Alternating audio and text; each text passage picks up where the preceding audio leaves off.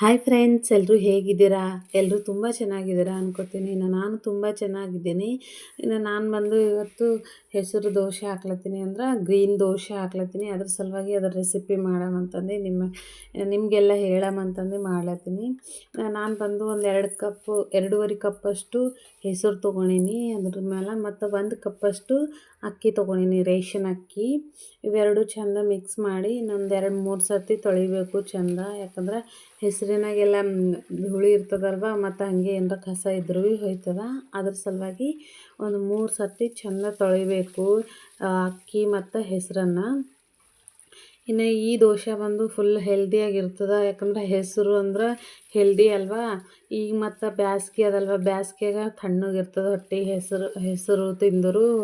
ಅದ್ರ ಸಲುವಾಗಿ ಕಂಪಲ್ಸರಿ ಇನ್ನು ಬ್ಯಾಸ್ಗೆಗಾದ್ರೆ ಭೀ ಹಾಕ್ಕೊಂಡು ತಿನ್ಬೋದು, ಇಲ್ಲ ಹೆಲ್ದಿ ದೋಸೆ ಇದು. ಅದ್ರ ಸಲುವಾಗಿ ನಾನು ಹಾಕ್ಲತ್ತೀನಿ ಕಂಪಲ್ಸರಿ. ಈ ಸಮ್ಮರ್ದಾಗಂತೂ ಕಂಟಿನ್ಯೂ ಹಾಕ್ಕೋತಾನೆ ಇರ್ತೀನಿ. ನಿಮ್ಗೆಲ್ರಿಗೂ ತೋರ್ಸೋಮಂತ ಈ ವಿಡಿಯೋ ಸ್ಟಾರ್ಟ್ ಮಾಡೀನಿ. ಇನ್ನು ಹೆಸರು ಒಂದು 3 ಸರ್ತಿ ಹಂಗೆ ತೊಳೆದು ಈ ಥರ ಹೆಸರು ಮುಳುಗೋಷ್ಟು ನೀರು ಹಾಕಿಟ್ಟು, ಇನ್ನು ಇದಕ್ಕೆ ಒಂದು ಅರ್ಧ ಚಮಚಷ್ಟು ಮೆಂತ್ಯ ಹಾಕಿಡ್ಲತ್ತೀನಿ. ಮೆಂತ್ಯ ಹಾಕೋದ್ರಲ್ಲಿಂದ ಕಲರ್ ಬರ್ತದೆ ಮತ್ತು ಕ್ರಿಸ್ಪಿ ಆಯ್ತವ. ಅದ್ರ ಸಲುವಾಗಿ ನಾನು ಮೆಂತ್ಯ ಹಾಕಿ ನೆನೆ ಇಡ್ತೀನಿ. ಒಂದು 6 ಇಲ್ಲ 7 ಗಂಟೆ ಹಂಗೆ ನೆನೆದ ಮೇಲೆ ಒಂದು ಸಂಜೆಗೆ, ನಾನು ಬೆಳಗ್ಗೆ ಹಂಗೆ ನೆನೆ ಇಡ್ತೀನಿ. ಇನ್ನು ಸಂಜೆಗೆ ಹಂಗೆ ತೆಗ್ದು ನೋಡತ್ತೀನಿ. ಇನ್ನು ಹೆಸರು ಆಲ್ಮೋಸ್ಟ್ ನೆಂದವ, ಹೆಸರು ಅಕ್ಕಿ ಎಲ್ಲ ಈ ಥರ ನೆಂದವ ಹೆಸರು.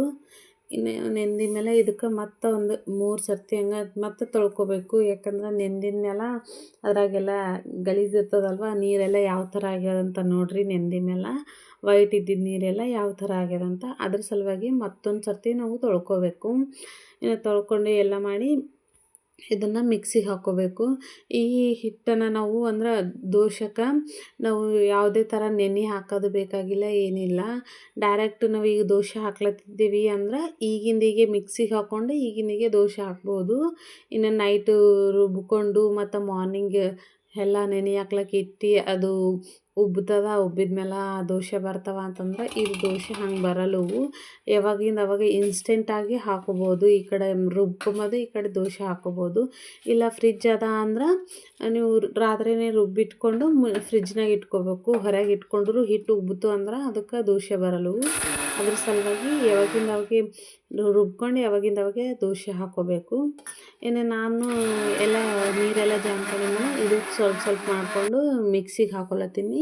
ಮಿಕ್ಸಿಗೆ ಹಾಕೊಂಬ ಟೈಮಿಗೆ ಒಂದು ಸ್ವಲ್ಪ ನೀರು ಹಾಕ್ಕೊಳತ್ತೀನಿ. ಯಾಕಂದ್ರೆ ಹೆಸರಿನಾಗ ನೀರದು ಇರಲ್ಲಲ್ವ. ಇನ್ನು ರುಬ್ಕೊಂಬ ಟೈಮಿಗೆ ಗಟ್ಟಿ ಆಯ್ತದ, ಇನ್ನು ಚೆಂದ ರುಬ್ಬಲ್ಲ. ಅದ್ರ ಸಲುವಾಗಿ ಸ್ವಲ್ಪ ನೀರು ಹಾಕ್ಕೊಂಡು ರುಬ್ಕೊಳತ್ತೀನಿ. ಇನ್ನು ಯಾವ ಥರ ಅಂಬೋದು ತೋರಿಸ್ತೀನಿ ನೋಡಿರಿ. ಇನ್ನು ಹೆಚ್ಚಿಗೆ ಪೂರ್ತಿ ಮೆತ್ತಗಾದರೂ ಇನ್ನೂ ಟೇಸ್ಟ್ ಆಯ್ತವ. ಅಂದ್ರೆ ಪೇಸ್ಟ್ ಗತ್ಲೆ ಆದ್ರೆ ಇನ್ನೂ ಸ್ಮೂತಾಗಿ ಮಾಡ್ಕೋಬೇಕು ಹಿಟ್ಟು. ಈ ಥರ ನೋಡಿರಿ, ಸ್ಮೂತಾಗಿ ಮಾಡಿಕೊಂಡ್ರು ದೋಸೆ ಸೂಪರಾಗಿರ್ತಾವ. ಅದ್ರ ಸಲುವಾಗಿ ಸ್ಮೂತಾಗಿ ಮಾಡ್ಕೋಬೇಕು. ಇಲ್ಲಾಂದ್ರೆ ಹೆಸರದು ಸ್ವಲ್ಪ ದಪ್ಪ ಮಾಡ್ಕೊಂಡೇವು ಅಂದ್ರೆ ಹೆಸರು ತಿಂಬ ಟೈಮಿಗೆ ಕಚ್ ಅಂತವ ಬಾಯಾಗ ದೋಸೆಗೆ. ಅದ್ರ ಸಲುವಾಗಿ ಸ್ಮೂತಾಗಿ ಮಾಡ್ಕೋಬೇಕು. ಇನ್ನು ನಾನು ಒಂದು ಸರ್ತಿ ಹಾಕ್ಕೊಂಡು ತೆಕ್ಕೊಂಡಿದ್ಮೇಲೆ ಇನ್ನೊಂದು ಸರ್ತಿ ಹಾಕ್ಕೊಳತ್ತೀನಿ. ಇನ್ನೊಂದು ಸರ್ತಿಗೆ ನಾನು ಇದ್ರಾಗ ಒಂದು ಅರ್ಧ ಇಂಚಷ್ಟು ಅಲ್ಲ ಹಾಕ್ಕೊಳತ್ತೀನಿ. ಅಲ್ಲ ಮತ್ತು ನೀವು ಬೇಕಂದ್ರೆ ಜೀರಿಗೆ ಹಾಕ್ಕೋಬೋದು. ನಾನು ಅರ್ಧ ಇಂಚಷ್ಟು ಅಲ್ಲ ಹಾಕ್ಕೊಂಡು ಮತ್ತು ಇದಕ್ಕೆ 1-2 ಹಸಿಮೆಣ್ಸಿನ್ಕಾಯಿ ಹಾಕ್ಕೊಳತ್ತೀನಿ. ಇವೆರಡು ಹಾಕೊಂಬಲಿಂದ ಟೇಸ್ಟ್ ಚೆಂದ ಇರ್ತವೆ. ಅದ್ರ ಸಲುವಾಗಿ ಹಾಕ್ಕೋಬೇಕು 2 ಅಲ್ಲ ಮತ್ತು ಹಸಿಮೆಣ್ಸಿನ್ಕಾಯಿ. ಇನ್ನು ನಾನಂತೂ ಜಾಸ್ತಿ ಹಾಕಲ್ಲ ಮೆಣಸಿನ್ಕಾಯಿ, ಅದ್ರ ಸಲುವಾಗಿ 2 ಹಾಕ್ಲತ್ತೀನಿ. ಇನ್ನು ಜಾಸ್ತಿ ಅಲ್ಲ ಹಾಕಿದ್ರು ಭೀ ತಿಂಬ ಟೈಮಿಗೆ ಸ್ವಲ್ಪ ಅಲ್ಲದ ಸ್ಮೆಲ್ ಬರ್ತದೆ. ಅದ್ರ ಸಲುವಾಗಿ ಒಂದು ಅರ್ಧ ಇಂಚಷ್ಟು ಹಾಕ್ಕೊಂಡ್ರು ಸಾಕು. ಇನ್ನು ಇದೇ ಥರ ಇನ್ನೊಂದು ಭೀ ರುಬ್ಕೊಳತ್ತೀನಿ ಸ್ವಲ್ಪ ನೀರು ಹಾಕ್ಕೊಂಡು. ತುಂಬ ಪೇಸ್ಟಾಗಿ ಚೆಂದ ಮಾಡ್ಕೋಬೇಕು. ಸ್ಮೂತಾಗಿ ಬಂದ್ರಂತೂ ದೋಸೆ ಕ್ರಿಸ್ಪಿಯಾಗಿ ಭೀ ಬರ್ತಾವೆ, ಇನ್ನು ಟೇಸ್ಟ್ ಭೀ ಆಯ್ತವೆ. ಫುಲ್ ಹೆಲ್ದಿ ರೆಸಿಪಿ ಅದ ಇದು. ಅದ್ರ ಸಲುವಾಗಿ ಇನ್ನು ನಾನಂತೂ ಕಂಪಲ್ಸರಿ ದೋಸೆ ಅಂದ್ರೆ ನಮ್ಮ ಮನೆಗೆಲ್ಲ ಹೆಲ್ದಿನೇ. ಅದ್ರ ಸಲುವಾಗಿ ವೆರೈಟಿ ದೋಸೆಗಳು ಹಾಕ್ಕೋತಾ ಇರ್ತೀನಿ.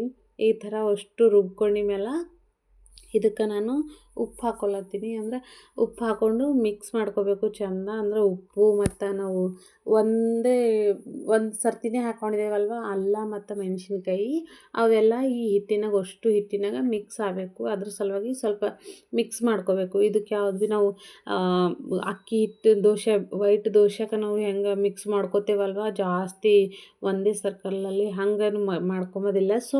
ಉಪ್ಪು ಅದೆಲ್ಲ ಮಿಕ್ಸ್ ಆಗಬೇಕು, ಆ ಥರ ಮಿಕ್ಸ್ ಮಾಡ್ಕೋಬೇಕು.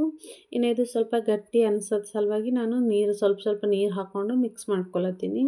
ಇನ್ನು ಇದು ಹಿಟ್ಟು ಜಾಸ್ತಿ ಲೂಸ್ ಭೀ ಮಾಡ್ಕೋಬಾರ್ದು. ಲೂಸ್ ಮಾಡ್ಕೊಂಡ್ರು ದೋಸೆ ಮತ್ತು ಕಚ್ಚ ಆಯ್ತವ, ಚಂದ ಬರಲು ಏಳಲು ಹಂಚಿನಾಗಿಂದು. ಅದ್ರ ಸಲುವಾಗಿ ಸ್ವಲ್ಪ ಗಟ್ಟಿನೇ ಇರಬೇಕು. ಇನ್ನು ನಾನು ಸ್ವಲ್ಪ ಗಟ್ಟಿನೇ ಅದಂತಂದು ಸ್ವಲ್ಪ ನೀರು ಹಾಕ್ಕೊಂಡು ಈ ಥರ ಮಿಕ್ಸ್ ಮಾಡ್ಕೊಳತ್ತೀನಿ. ಅಂದ್ರೆ ಎಲ್ಲ ಉಪ್ಪು ಮತ್ತು ಅಲ್ಲ ಎಲ್ಲ ಚಂದ ಮಿಕ್ಸ್ ಆಗ್ಬೇಕಂತಂದು ಈ ಥರ ಇದ್ರೆ ಸಾಕು. ಜಾಸ್ತಿ ಅಳಸೇನು ಮಾಡ್ಕೊಂಬಾರ್ದು ಹತ್ತಲ್ಲ. ಇನ್ನು ಇದೆಲ್ಲ ಹಿಟ್ಟೆಲ್ಲ ಕಲಿಸ್ಕೊಂಡೆಲ್ಲ ಮಾಡಿ ಗ್ಯಾಸ್ ಆನ್ ಮಾಡಿಕೊಂಡು ಪ್ಯಾನ್ ಇಟ್ಕೊಳತ್ತೀನಿ. ದೋಸೆ ಹಂಚಿಟ್ಕೊಳತ್ತೀನಿ ದೋಸೆ ಹಾಕೊಳಕ್ಕೆ.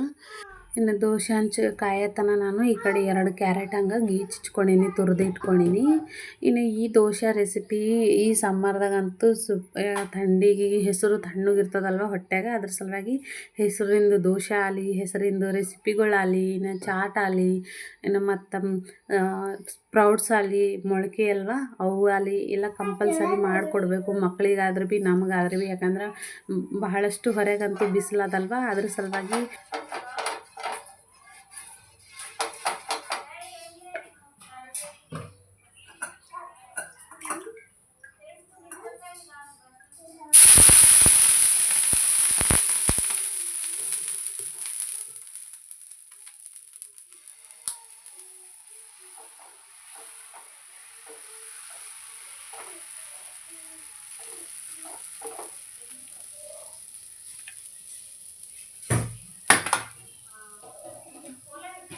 ಇನ್ನು ಇದು ಈ ಥರ ಹಾಕ್ಕೊಂಡೀನಿ. ನಾನು ಒಂದು ಸ್ವಲ್ಪ ತೆಳ್ಳಗೆ ಹಾಕ್ಕೋತೀನಿ ಎಲ್ಲ ದೋಸೆ. ಅಷ್ಟೊಂದು ದಪ್ಪ ಆದ್ರೆ ಭೀ ಇದು ಚೆಂದ ಅನ್ಸಲ್ಲ. ಇಲ್ಲಾಂದ್ರೂ ಹೆಸರು ಕಚ್ ಅನ್ನಿಸ್ತದ, ಇಲ್ಲ ಹಸಿ ವಾಸನೆ ಬರ್ತದೆ. ಅದ್ರ ಸಲುವಾಗಿ ಇದು ಚೆಂದ ಸ್ವಲ್ಪ ತೆಳ್ಳಗೆ ಹಾಕ್ಕೊಂಡು ಸ್ವಲ್ಪ ಮ್ಯಾಗಿನೆಲ್ಲ ಆರಿದ ಮೇಲೆ ಹಿಟ್ಟು ಅದಕ್ಕೆ ಸ್ವಲ್ಪ ಎಣ್ಣೆ ಹಾಕ್ಕೊಂಡು ಇನ್ನು ಫ್ರೈ ಆಗಕ್ಕೆ ಬಿಟ್ಟೀನಿ.